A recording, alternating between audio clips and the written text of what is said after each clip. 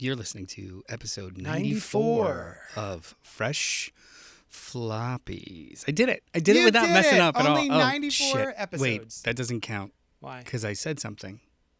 Oh, you called it out. Yeah, I called it out. I shouldn't have called it out. Well, show's over. Anyway, episode 94.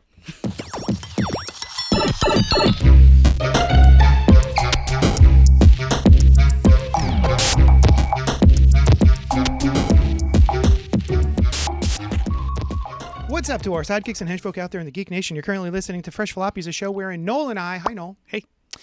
Hey, nice Gorillaz shirt. I just clocked that. Thank Classic. You. Thank you. From the first album. Awesome. Love Jamie Hewlett. Any whomst, Fresh Floppies is a show wherein Noel and I discuss the comic books, the floppies, the weeklies, the monthlies that are coming out your local comic shop this week. Wednesday is New Comic Book Day. But listen, we're not going to spoil the books for you, but we're just going to let you know, hey, maybe this one's worth checking out. Maybe don't waste your money on this one. It's up to you. And we're going to start with all new Venom number 6, Legacy issue 245. This is by Al Ewing and Carlos Gomez with colors by Frank DeMarta. This has been a romp, brother. Mm-hmm. We can spoil it now, right? I think last time we tried not to. Yeah, Mary Jane is Venom. How do you feel about that? At first I was like, all right, cool. Uh-huh. After reading this issue, let's go. Let's go. Yeah, I love it. The machinations with which she becomes Venom and how she is now stuck as Venom, and like both of them are kind of stuck as, so cool. Yeah, so freaking cool. Yeah. Like it's so thoughtfully done in like fusing her little skill set and his and where he was at the end of Venom War and stuff. Like, and also pretty gross. It's very body horror. I've never seen MJ in such a state. It is. Eek. This is a horror coded book. Yeah. Like, it's grotesque and really disturbing. Yeah. But really, it's really fun. I wasn't sure how I felt about it either, because some part of me doesn't like when a comic book or a story sets up, here are the suspects. Psych, it wasn't any of them. Gotcha, idiots. What, you thought it was going to be one of these suspects that we told you it was going to be? No, you're dumb. But this, going back and showing you how it all happened, I did not read that miniseries. Me neither. The Venom War Spider-Man. I think we read the first issue and then jumped off. So I'm kind of tempted to go back to see if any of those little nuggets are actually in there. I don't know if Al Ewing wrote that. He didn't write it, but he was in charge of the event. So yeah. That's not, I'm sure that's not This was the plan all along? Likely, yeah.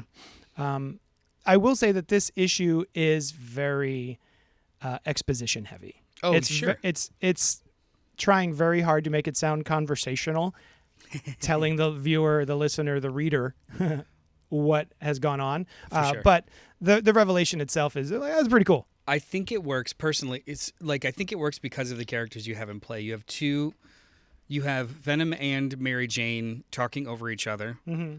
Robbie Robertson, who is a journalist asking very pointed questions. Yeah.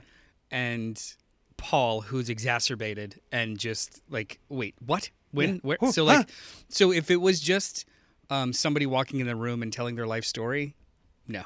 Yeah. But it's so much, but it's spread across 4 different characters. It doesn't feel like a slog. Right. There's another book that I read this week that was an absolute giant slog, and this was like the anathema of that in regards to like trying to reveal information.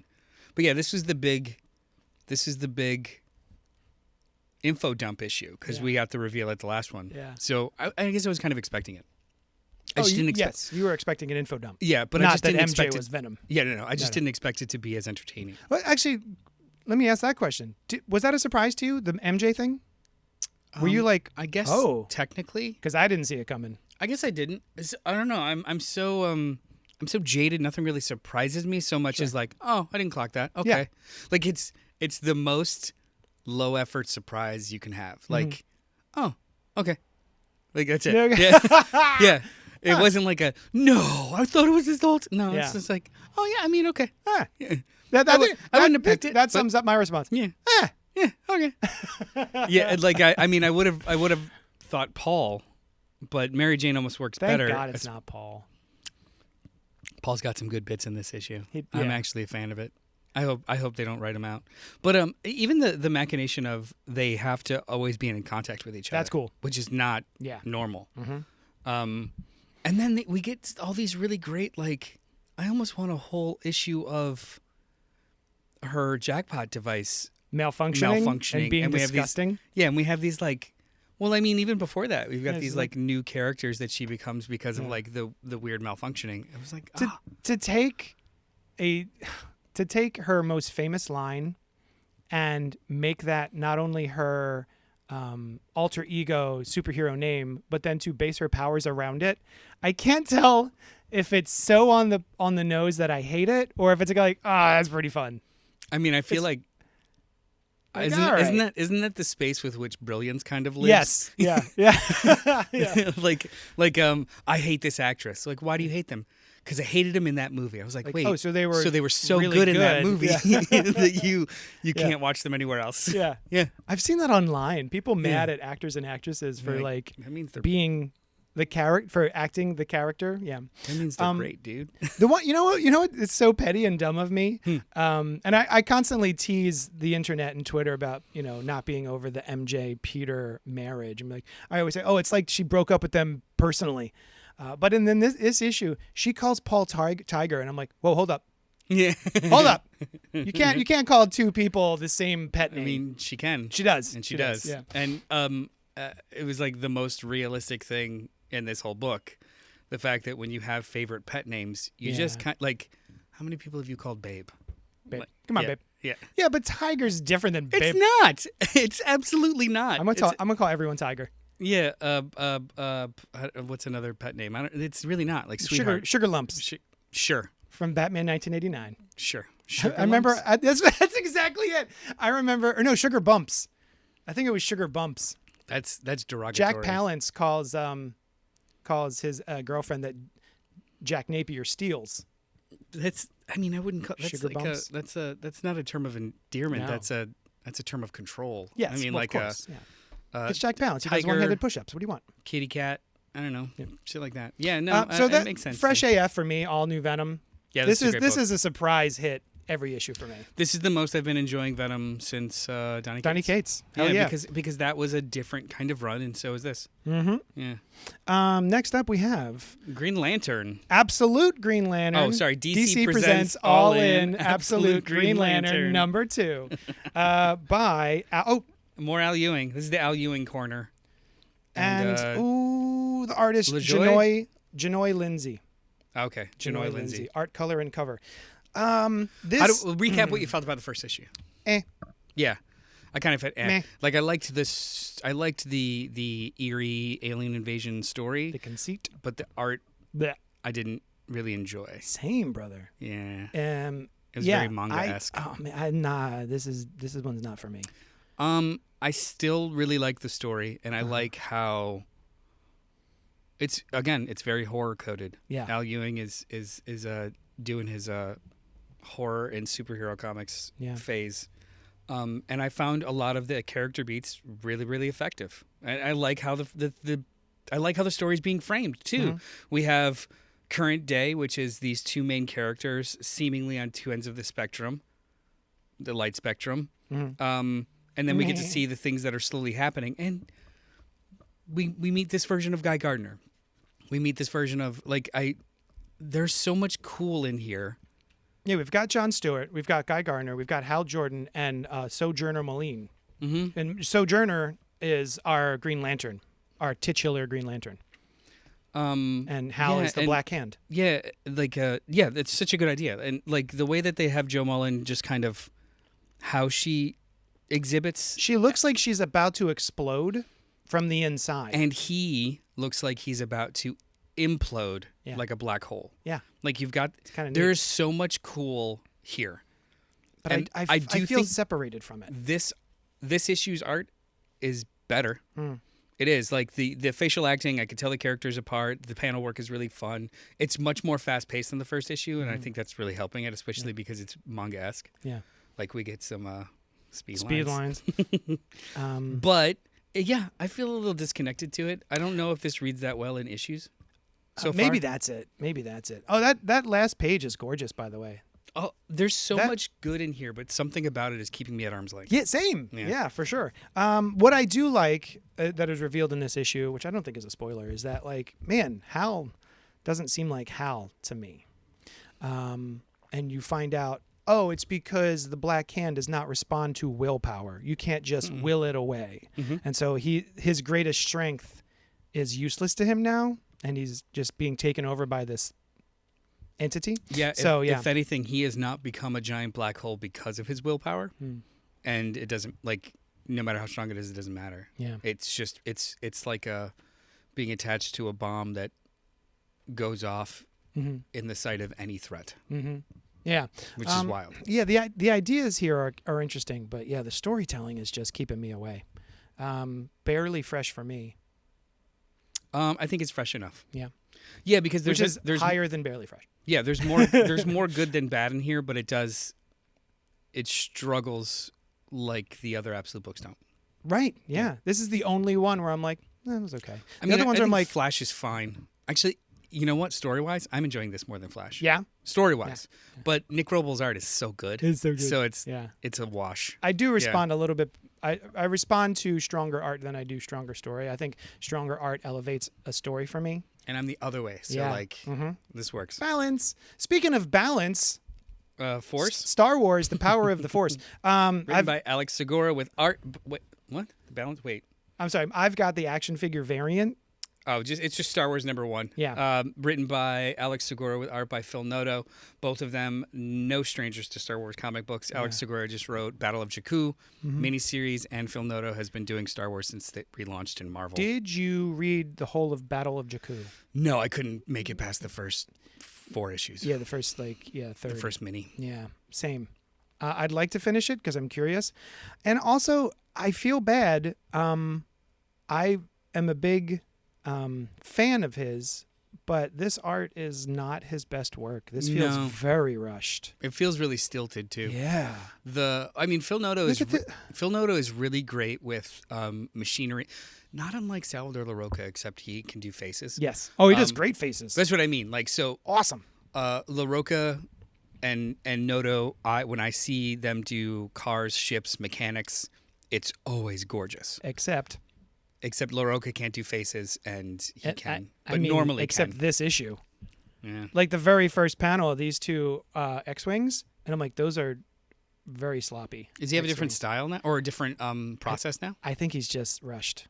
I don't know, man. I don't know. But it's a shame because he doesn't do monthly books, I does he? really do like him generally. This just isn't his strongest work. The story itself, though, I'm in. I like it. I'm enjoying this. I like the idea of everything that's happening here and the New Republic trying to reach out to other sectors and trying to bring them in and having that not always work.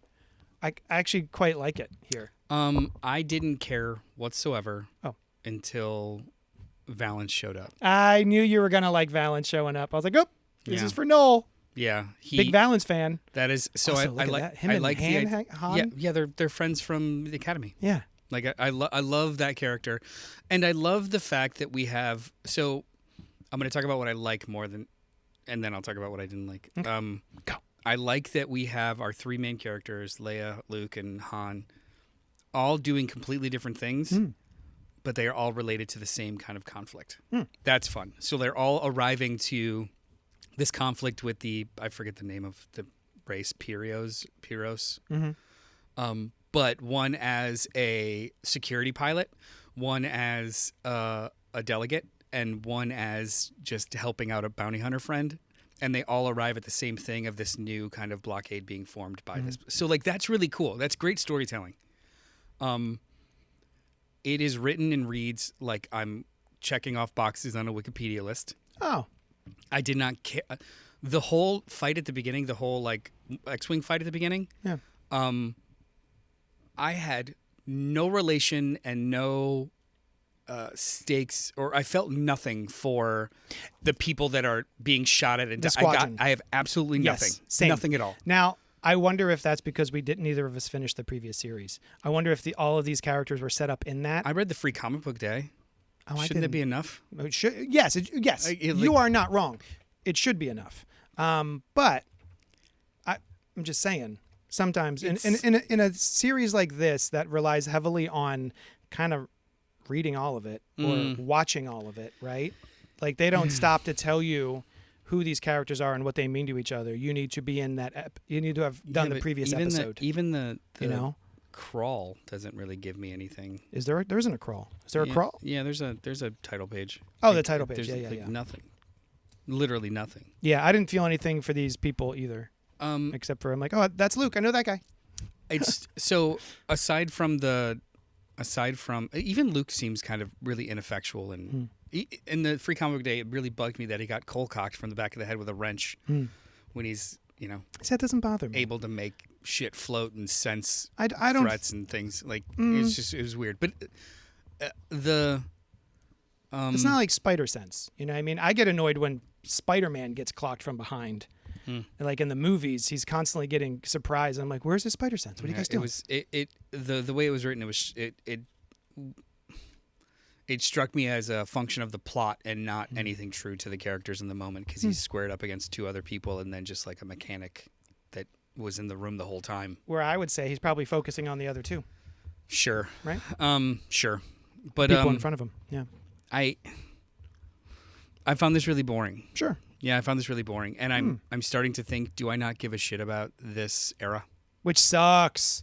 I did not find it as boring as you did. I'm interested enough to keep trying it out, but I am not as excited as I wanted to be for this era. I was very excited to see, these characters that I grew up loving.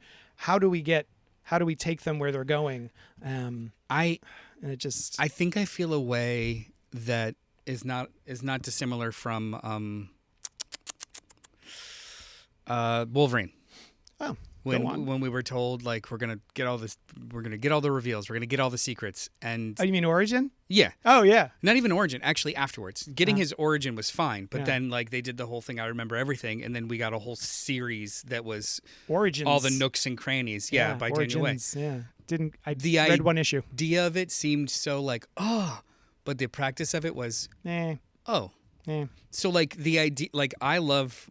They got their finale, everything is cool, and then we pick up 30 years later and not everything worked out. So this is just a series that is going to slowly take me through not everything working out, and I don't know if I want that. Okay. And then the same thing of this is the main Star Wars book. This is the premier Star Wars book. Yep. We got a Jason Aaron launch, we got a Karen Gillan launch, we got a Charles Soule launch. And then this. Yeah. It seems as though the pitch and the staff that they attach to it doesn't feel prestigious. No, I agree. And it makes me feel poo-poo. Poo-poo. Like, make this a mini. Hey, you got your Jakku mini series. Make me feel poo-doo. To me, this was barely fresh. It had some cool parts, but I don't care. I'm fresh enough. I'm just above you. Yeah. I'll keep checking it out just because I want it to get better. I very quickly want to talk about a book that I asked you to order for me. Free Planet #1, written by Aubrey Sitterson and art by Jed Doherty. Who's that from? Aubrey Sitterson and Jed Doherty. The publisher. Image. Oh, it's Image. Oh. So I heard about this book. I like Audrey Sitterson, or I think I like Aubrey Sitterson. I've read a couple of his things and then a couple of other things. Some were fun, some were terrible. This was the most difficult thing I've read in a long time. Is that good or bad? That's bad. Oh. It is a novel's worth of prose in text boxes and explanations. There was nothing fun about this. It was just definitions upon definitions, and then they throw like 80 characters at you. Yeah. This felt genuinely like homework. I did not read it. And Aubrey Sitterson usually has, there's usually a lot of fun or reverence kind of imbued with his stuff. But go to the front where there's nothing but walls and walls of text and panels. Eefa doofa. Oh my God. Yeah, it's awesome. This took me so long to read. and I like reading. This is great. This style over format. Oh my God. It is so dense and not in a good way. So not only do you have exposition dumps, you also have actual files. I have exposition dumps, files, descriptions, you got history, graphs. And everyone talks in soliloquy. Oh boy. It is the most inorganic storytelling. And I didn't like it. I just didn't like it at all. What? And you didn't like it? No, I didn't like it. Hold on. The art's wonderful. Yeah, that's good art. Also, like, after reading the whole thing, the conceit is really, really interesting. Yeah. The idea of it's a planet that is absolutely free, and they have a force that helps keep it free. Mm-hmm. That has its own problems in so much as where some people's freedom ends and other ones begins. So how do you maintain an actual freedom when it's it's basically untenable? And then there's these main characters who are a part of the freedom liberation blah blah blah blah front. So like it's science fiction teetering on the edge of, or it's through science fiction they're teetering on the edge of what is control, what is freedom, what is fascism. Just it's good, that part. Yeah. But the process with which they tell their story is so hitting a brick wall. It's like hitting a brick wall. I did not enjoy reading this. Man. Despite a lot of the really cool stuff in it. And then there's also like a diary entry too. Yeah, there's also a fake article in the back about like the planet that is next to this. The creators did a lot of work to flesh out this world, and they are seemingly obsessed with showing you absolutely every single nook and cranny of it in issue 1. I see. And that is a pacing problem to me. Yeah, I would say maybe toss us into the conflict and then tell us about the world as you go. It starts with somebody giving like the leader giving a giant speech and a bunch of descriptions of the war they won and now what they're going to do in order to like keep everyone free. And that's 3 pages, maybe like 1,000 words of just text boxes. Yikes. It's a lot. It does fill one fancy though, which is like, what if Princess Leia boned C-3PO? That's not a fancy. Not for you. It's not a fancy. So, what do you rate it? It's barely fresh. Barely fresh. Yeah, I'm not interested. Did you read Vanishing Point? I did not. So Mad Cave is this is Vanishing Point number 1, written by Mark Russell with art by Juan Doe. This is a one-shot. You're a Russell stan. A horror sci-fi one-shot of a guy who decides to take a 10-year mining job in space to mine the rare minerals in asteroids. Mm-hmm. And then it basically becomes Telltale Heart, and it's really, really fucking cool. Oh, all right. Really, really cool. Like he randomly starts hearing screaming, doesn't know where it's coming from, and it gets more unsettling from there. Cool. This is really cool. Nice. Really, really well done. And I guess the next issue is also written by Mark Russell, a one-shot that looks like the Jetsons. Wow. Oh my God. Like literally. Yeah, Vanishing Point, the Tomorrow Family. So written by Mark Russell. It's a series of one-shots, and I guess they're all Mark Russell, which is great. He did one a couple weeks ago. There was another one-shot, but it was like... That was only a one-shot, though. Like future... What if things in the future were good? It's not Utopia. It's the other one. It's a... Protopia? Or... It's the word that means a possible future. Yeah. Like without, not Star Trek. Yeah. More realistic. Yeah. Anyway. Oh, I read Blood and Thunder from Image Comics by Benito Sereno and art by E.J. Su. And this is interesting enough. Mm-hmm. It is a woman who is kind of a cop, kind of not a cop. She's like a bounty hunter. And she's got a gun, her father's gun, mm-hmm. that talks to her and is an AI and prevents her from using lethal force even when she wants to. But she keeps using it. What did you think of this? I think this was kind of cool. I really, really like the design of it. I like the thought of it. I like the main character a lot. Bledsoe, but also has a different name that some people call her. I don't understand yet. She's my understanding from the context is that she is a half-blood. Mm-hmm. She's an exo and a human. Which is like an exo being an alien. Yeah. Yeah. That's not hair. That's actually a cloud, a sentient blood that moves around her head. That's what I thought too. Yeah. I wasn't 100% sure. It's in the letter in the back. Oh. I did not read that. I only read the. So she's this bounty hunter that kind of and the way that sentient blood. This is what is it like it's a giant asteroid city. With multiple levels that kind of go upside down, and the ground floor is where all of the exos, the dredge, live. I like how we're introduced to it, which is like, hey guys, they go from top floor to bottom floor, which is literally just called floor, I think. And the top, the weather report is, hey guys, we're gonna get some rain. Under that, you're gonna get a little bit more little rain, and then as we go down, eventually it's just gonna be shit. Yeah, well, yeah, they were just like, oh, we're gonna filter out our gray water. Yeah, and then our black water. Yeah, and then it's just like, ground floor. Stay inside. It's gonna rain shit. Yep, it's gonna be covered in shit. Literally. But we've got this main character who kind of walks in both worlds and refuses to commit to one or the other. Yeah, I think the character designs are really cool. Like this alien with the eyes on his bottom of his face, and I think there's more. And also this guy from The Office.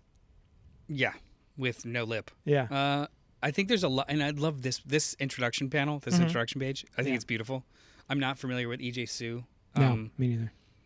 But in the back, I think Kirkman had talked about, this was an idea that started with Kirkman. Oh. E.J. and I created 2 books together, Tech Jacket and Cloudfall, and then his friend Benito Serrano is another writer with him. So like, this 20 years ago started as an idea that they were going to work on together, and then it was backburned and then became something else. But I think there's more good than bad in here. I think this is a solid first issue.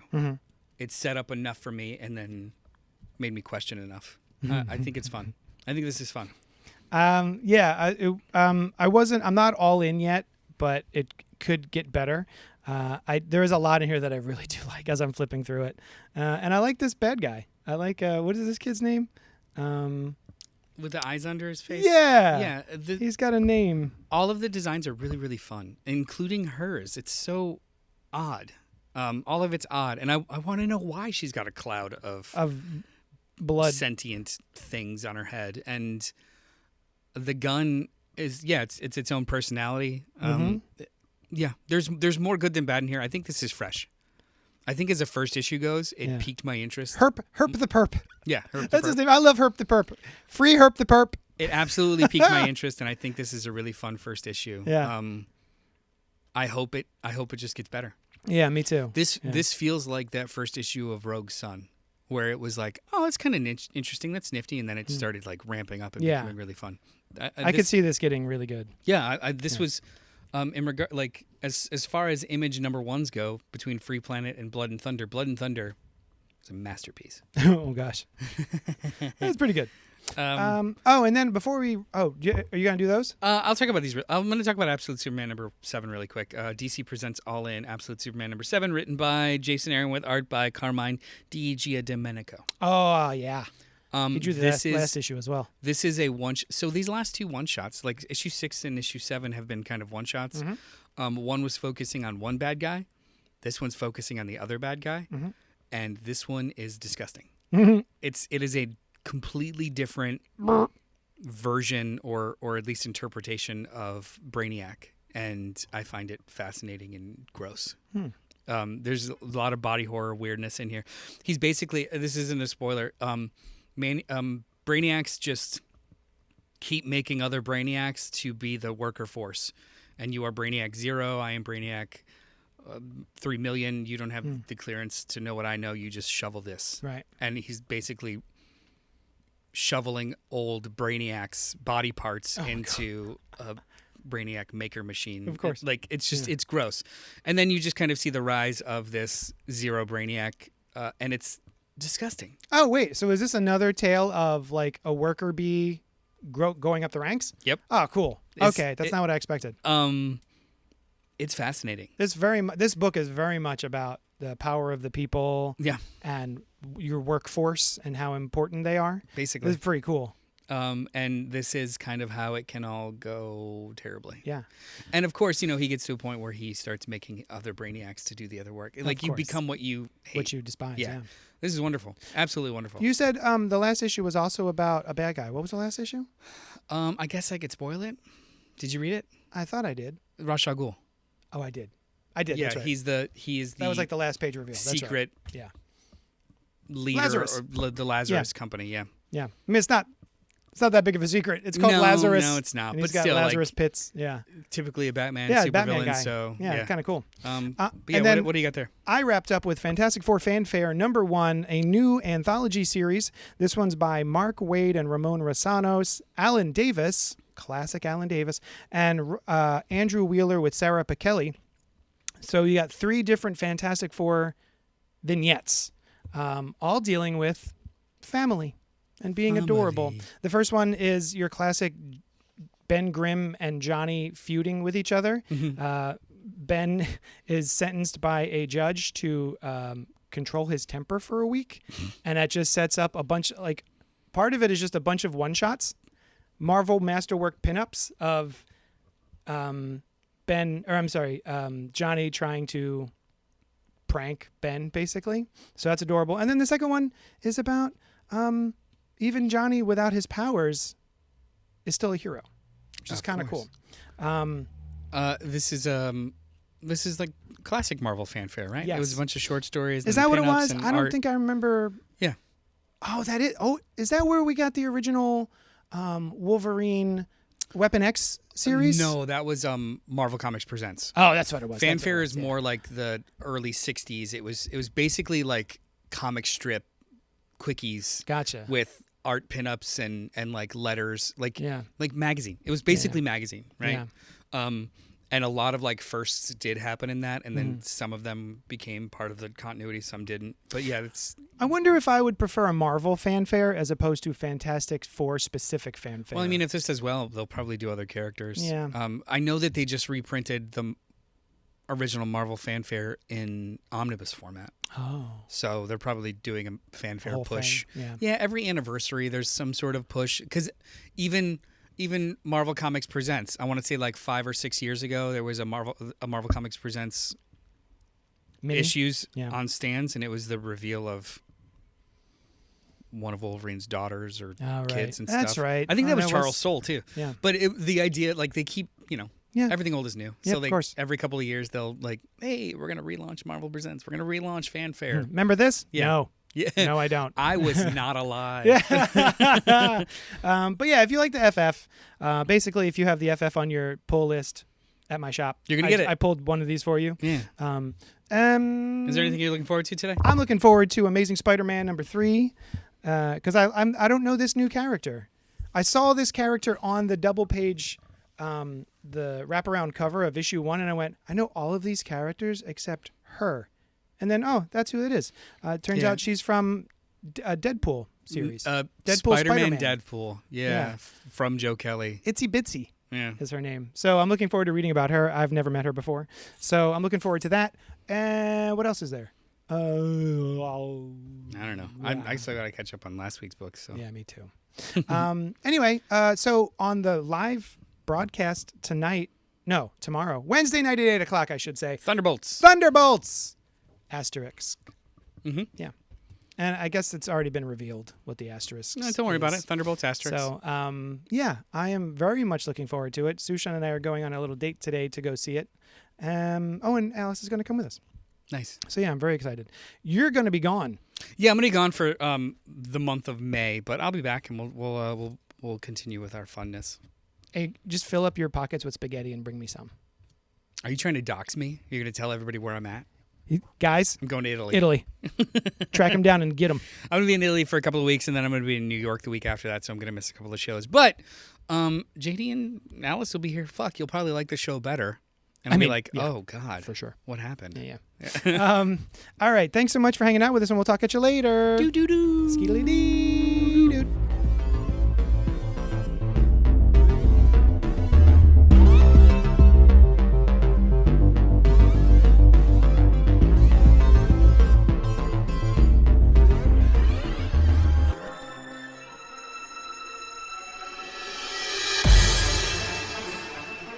Thank you for listening to the CultPop Network, home to podcasts, live shows, and a whole lot of fun stuff for every flavor of fan.